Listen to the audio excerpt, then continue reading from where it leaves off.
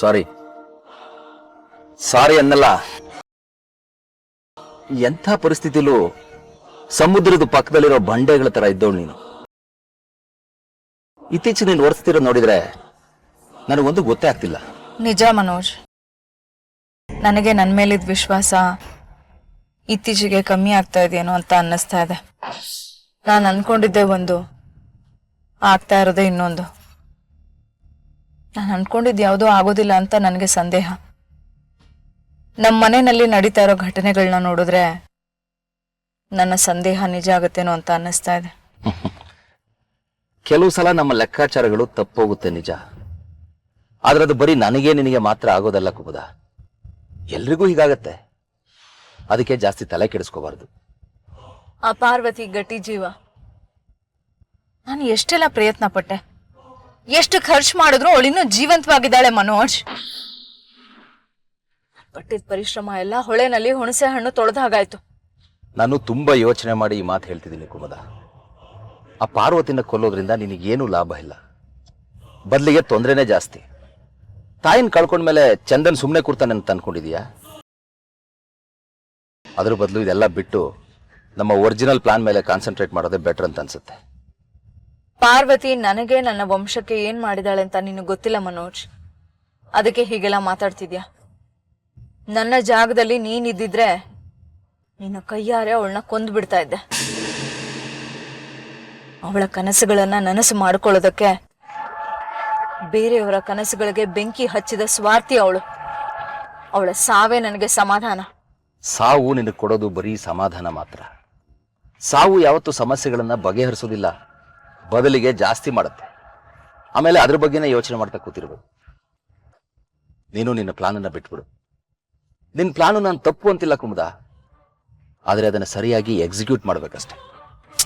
ನನ್ನ ಪ್ಲಾನ್ ಎಲ್ಲ ಪರ್ಫೆಕ್ಟ್ ಆಗೇ ಇತ್ತು ಮನೋಜ್, ಆದ್ರೆ ಯಾವ್ದೋ ಸಿಲ್ಲಿ ಕಾರಣಗಳಿಗೆ ಅದೆಲ್ಲ ಹಾಳಾಯ್ತು. ತಾಳ್ಮೆ ಕಳ್ಕೋಬೇಡ ಕುಮುದ, ಅದನ್ನ ನನಗೆ ಕಲಿಸಿದ ಗುರು ನೀನು. ಇಷ್ಟು ವರ್ಷ ಕಾಯ್ದಿದ್ದೀವಿ, ಇನ್ನೊಂದು ಸ್ವಲ್ಪ ದಿನ ಅಷ್ಟೇ. ನಮ್ಮ ಪರಿಶ್ರಮಕ್ಕೆ ಬೆಲೆ ಸಿಗೋ ಕಾಲ ಬಂದೇ ಬರುತ್ತೆ. ನೀನೇ ಹೇಳಿದಾಗೆ ಚಂದನ್ ಮದುವೆ ಒಂದು ಆಗ ಹೋಗ್ಲಿ, ಆಮೇಲೆ ನಮ್ಮ ಪ್ಲಾನು ನಮ್ಮ ಕೆಲಸ ಮುಂದುವರಿಯುತ್ತೆ. ನನಗೆ ಬೇಜಾರಾಗಿತ್ತು, ಕೋಪನೂ ಬಂದಿತ್ತು. ಈಗ ನಿನ್ನ ಮಾತುಗಳನ್ನ ಕೇಳಿ ಸಮಾಧಾನ ಆಯ್ತು ಮನೋಜ್. ದುಡ್ಡೇನಾದ್ರು ಬೇಕಿತ್ತಾ? ಬೇಡ, ನೀನು ಕೊಟ್ಟಿರೋದೇ ಇನ್ನೂ ಇದೆ. ಹಾಗೇನಾದ್ರೂ ಬೇಕಿದ್ರೆ ನಾನೇ ಕೇಳ್ತೀನಿ.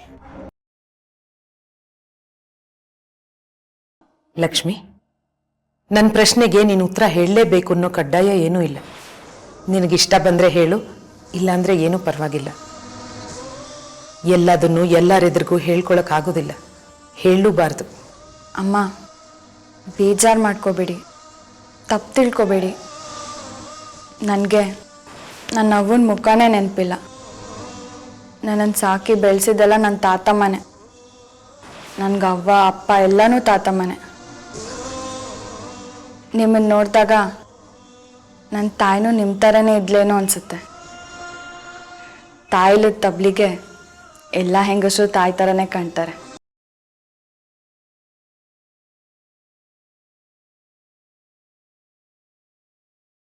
ಅಮ್ಮ, ನನ್ನ ಕತೆನ 7 ಹಗಲು 7 ರಾತ್ರಿ ಹೇಳಿದ್ರು ಮುಗಿದಿರೋ ಕತೆ.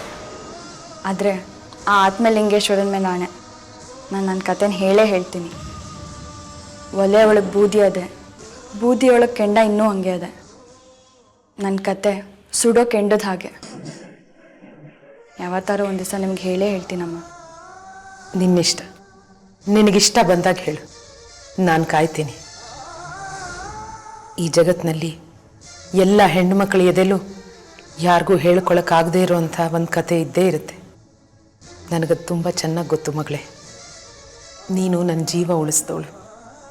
ನಿನ್ನ ಜೀವನದಲ್ಲಿ ಏನಾಗಿದೆ, ಯಾಕಾಗಿದೆ ಅಂತ ತಿಳ್ಕೊಳ್ಳೋದು ಬರೀ ವಿಧಿ ಅಷ್ಟೇ ಅಲ್ಲಮ್ಮ, ನನ್ನ ಕರ್ತವ್ಯ ಕೂಡ. ಅಮ್ಮ ಅಂತ ಬಾಯಿ ತುಂಬ ಕರಿತೀಯ. ಯಾವ ಮಗಳು ತನ್ನ ತಾಯಿ ಹತ್ರ ಕಷ್ಟ ಮುಚ್ಚಿಟ್ಕೊಳ್ಳೋದಿಲ್ಲ ಮಗಳೇ. ಹೆಣ್ಣು ಮಕ್ಕಳಿಗೆ ತಾಯಿನೇ ಕಡೆ ದಾರಿ. ನನಗೆ ಹೆಣ್ಮಕ್ಳಿಲ್ಲ ಲಕ್ಷ್ಮಿ, ಅದು ನನ್ನ ಕನಸು. ಆದ್ರೆ ಆ ಕನಸು ಈಡೇರೋದಕ್ಕೆ ಮುಂಚೆ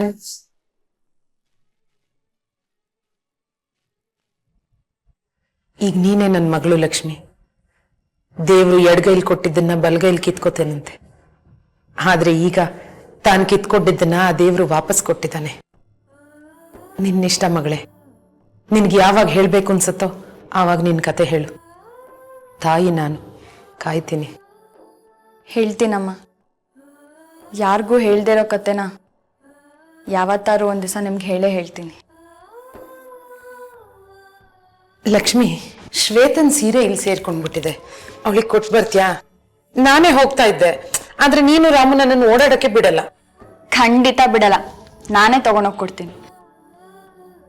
ಅಮ್ಮ, ನಿಮ್ಮನ್ನೊಂದು ಪ್ರಶ್ನೆ ಕೇಳಲಾ? ಕೇಳ್ ಮಗಳೇ. ಗೊಂಬೆ ಅಕ್ಕ ನನ್ನನ್ನು ಚಿನ್ನು ಅಂತ ಕರೀತಾಳೆ. ನಂಗೆ ತುಂಬಾ ಇಷ್ಟ ಆಗುತ್ತೆ. ನೀವು ಯಾಕೆ ನನ್ನನ್ನು ಚಿನ್ನು ಅಂತ ಕರಿಬಾರ್ದು? ನಾನು ನಿನ್ನನ್ನ ಲಕ್ಷ್ಮಿ ಅಂತಾನೆ ಕರಿತೀನಿ. ನೀನ್ ಈ ಮನೆ ಧನಲಕ್ಷ್ಮಿ, ಈ ಮನೆ ಸೌಭಾಗ್ಯ ಲಕ್ಷ್ಮಿ ಅಂತ ನನ್ಗನ್ಸುತ್ತೆ.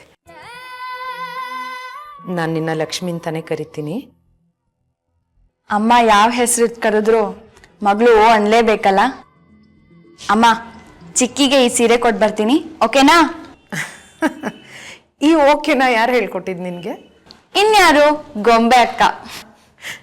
ಓಕೆ ಓಕೆ, ಬರ್ತೀನಿ.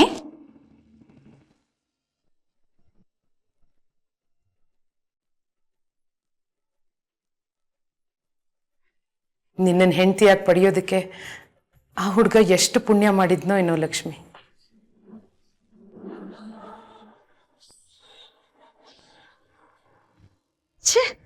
ಎಷ್ಟು ಸರಿ ಮಾಡಿದ್ರು ನಾಟ್ ರೀಚಬಲ್.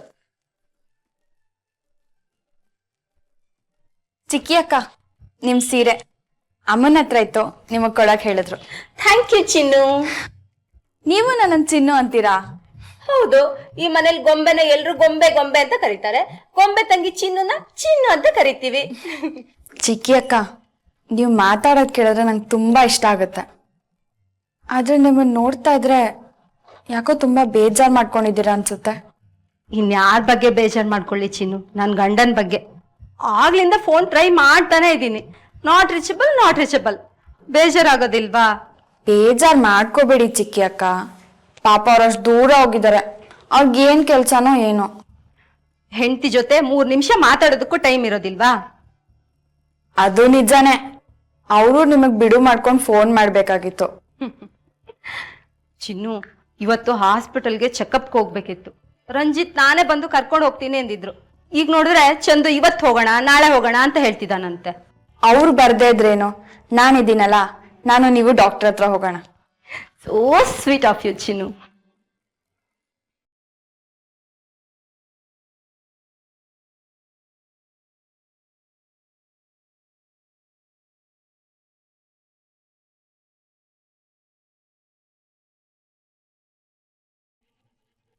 ಅಕ್ಕ, ಈ ಬಳೆ ಇದು ನನ್ ಗಂಡ ನನ್ಗೆ ಪ್ರೀತಿಯಿಂದ ಮಾಡಿಸಿ ತಂದ್ಕೊಟ್ಟಿರೋ ಬಳೆ.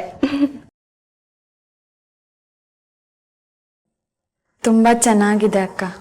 ಥ್ಯಾಂಕ್ ಯು ಚಿನ್ನು. ಹೌದು, ಈ ಬಳೆಗಳ ಬಗ್ಗೆ ಯಾಕೆ ಕೇಳ್ದೆ? ಯಾಕೆ ಅಂದ್ರೆ ಇದೇ ತರ ಬಳೆ ನನ್ ತವನೂ ಇತ್ತು, ನನ್ ತಾತಮ್ಮ ನನಗ್ ಕೊಟ್ಟಿತ್ತು. ಹೌದಾ? ನಿನ್ನ ಹತ್ರನೂ ಇದೇ ತರ ಬಳೆಗಳಿದ್ಯಾ? ಇತ್ತು, ಆದ್ರೆ ಈಗಿಲ್ಲ. ಏನಾಯ್ತು? ಅದೊಂದ್ ದೊಡ್ಡ ಕತೆ. ಲಕ್ಷ್ಮಿ ತುಂಬಾ ಚಂಚಲೆ ಅಂತೆ. ಇವತ್ ನಮ್ ತವ ಇದ್ದಿದ್ ಲಕ್ಷ್ಮಿ ನಾಳೆ ಇನ್ಯಾರ ತವನೂ ಇರ್ತಾಳಂತೆ ಅಂತ ತಾತಮ್ಮ ಹೇಳ್ತಾ ಇತ್ತು.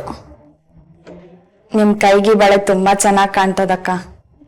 ಥ್ಯಾಂಕ್ ಯು ಚಿನ್ನು.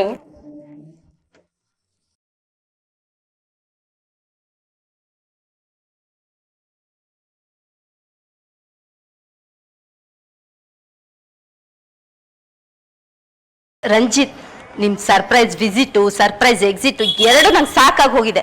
ಸರಿಯಾಗಿ ಹೇಳಿ ಯಾವಾಗ ಬರ್ತೀರಾ ಅಂತ. ನಂಗೆ ಸುಮ್ಮನೆ ಕೋಪ ಬರ್ಸ್ಬೇಡಿ. ಕೋಪ ಮಾಡ್ಕೋಬೇಡ ಡಿಯರ್. ನನ್ನ ಮುದ್ದು ಹೆಂಡತಿ ಅವಳ ಗಂಡನ್ ನೋಡೋಕೆ ಹೆಚ್ಚು ಕಷ್ಟಪಡ್ಬೇಕಾಗಿಲ್ಲ, ಸ್ವಲ್ಪ ಹಿಂತಿರುಗಿ ನೋಡಿದ್ರೆ ಸಾಕು. ನೋಡಿ, ಸುಮ್ಮನೆ ಮತ್ತೆ ನನಗೆ ಕೋಪ ಬರ್ಸಿದ್ದೀರಾ. ಸರಿಯಾಗಿ ಹೇಳಿ ಯಾವಾಗ ಬರ್ತಿದ್ದೀರಾ ಅಂತ. ನನ್ ಕಷ್ಟ ಯಾಕೆ ಅರ್ಥ ಆಗ್ತಿಲ್ಲ ನಿಮ್ಗೆ? ಮಾತಾಡ್ದ ಹಿಂತಿರುಗಿ ನೋಡೆ ಸುಂದ್ರಿ.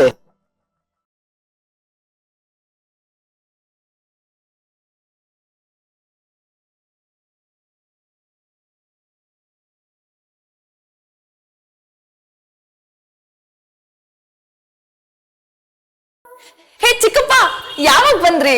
ಈಗ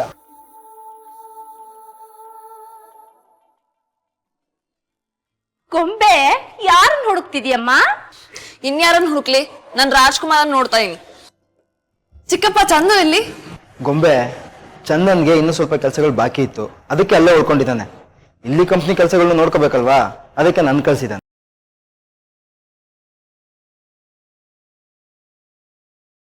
ಅಯ್ಯೋ ಪಾಪ, ನಮ್ ರಾಜ್ಕುಮಾರ್ಗೆ ತುಂಬಾ ಬೇಜಾರಾದಂಗಿದೆ. ಏನಪ್ಪ ಮಾಡೋದು? ಬೇಜಾರು ಯಾಕೆ ಗೊಂಬೆ? ಚಂದನ್ ಸ್ವಲ್ಪ ದಿನದಲ್ಲಿ ವಾಪಸ್ ಬಂದ್ಬಿಡ್ತಾನಲ್ವಾ? ಸ್ವಲ್ಪ ದಿನ ಅಂದ್ರ ಸ್ವಲ್ಪ ದಿನ ಅಂದ್ರೆ ಇಷ್ಟೇ ದಿನ ಅಂತ ಕರಾರ್ವಕ್ಕಾಗಿ ಹೇಳಕ್ಕಾಗಲ್ಲ. ಹೊಸ ಕಂಪ್ನಿಗೆ ಲಾಯರ್ ಸೆಲೆಕ್ಟ್ ಮಾಡ್ಬೇಕು, ಅದಕ್ಕೆ ಚಂದನ್ ಅಲ್ಲೇ ಉಳ್ಕೊಂಡಿದ್ದಾನೆ. ಅರೆ ರಂಜಿತ್, ಯಾವಾಗ ಬಂದೆ? ಈಗ ತಾನೇ ಬಂದೆ ಮಾವ. ಯಾಕೋ ಬಂಗಾರ, ನನ್ ಗೊಂಬೆ ಮುಖ ಸಪ್ಪಗಿದೆ. ನೋಡಿ ಅಜ್ಜಿ, ಚಂದು ಬಂದೇ ಇಲ್ಲ. ಚಿಕ್ಕಪ್ಪನಲ್ಲೇ ಎಸ್ಬಿಟ್ಟು ಅವ್ನು ಬರ್ಬೇಕು ತಾನೆ. ನಿಮ್ ಮೊಮ್ಮಗ ಬರ್ಲಿ, ಅವನು ಭೂತ ಬಿಡಿಸ್ಬಿಡ್ತೀನಿ.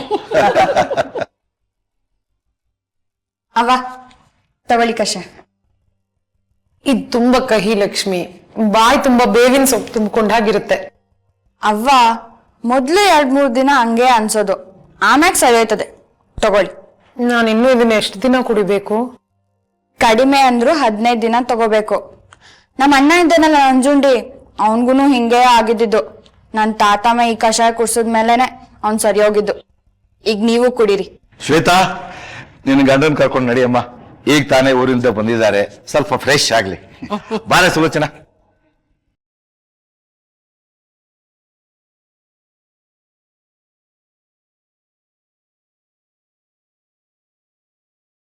ಮತ್ತೆ ಇನ್ನೇನ್ ಶ್ವೇತಾ ಸಮಾಚಾರ, ಹೇಗಿದ್ಯಾ? ಮೊದ್ಲು ಹೋಗಿ ಅಕ್ಕೇನ್ ಮಾತಾಡ್ಸಿ. ಹೌದೌದು, ಚಂದು ಪದೇ ಪದೇ ಹೇಳಿ ಕಳ್ಸಿದ್ದಾನೆ. ಹೋದ ತಕ್ಷಣ ಅಮ್ಮನ್ ನೋಡ್ಕೊಂಡು ಹೇಗಿದ್ದಾರೆ ಅಂತ ಮೊದಲು ಫೋನ್ ಮಾಡಿ ಅಂತ. ಮೊದಲು ಆ ಕೆಲಸ ಮಾಡಬೇಕು, ಆಮೇಲೆ ನೀನ್ ನೋಡ್ಕೊಂತೀನಿ.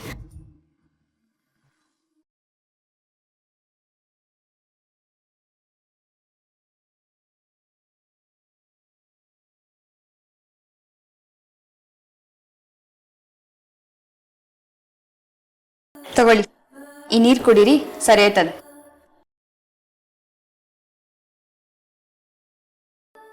ಅವ್ವ ಈಗ ಸ್ವಲ್ಪ ಹೊತ್ತು ಮನೆ ಕೊಡಿ, ಆಮ್ಯಾಕಿಂದ ನಾನು ಬಂದು ಎಬ್ಬಿಸೋವರೆಗೂ ನೀವು ಎದೊಳ್ಬಾರ್ದು. ಇಷ್ಟ ದಿನ ಈ ಮನೆಯಲ್ಲಿ ಚಂದು ರಾಮು ಇಬ್ರೇ ನನ್ಗೆ ಆರ್ಡರ್ ಮಾಡ್ತಿದ್ರು.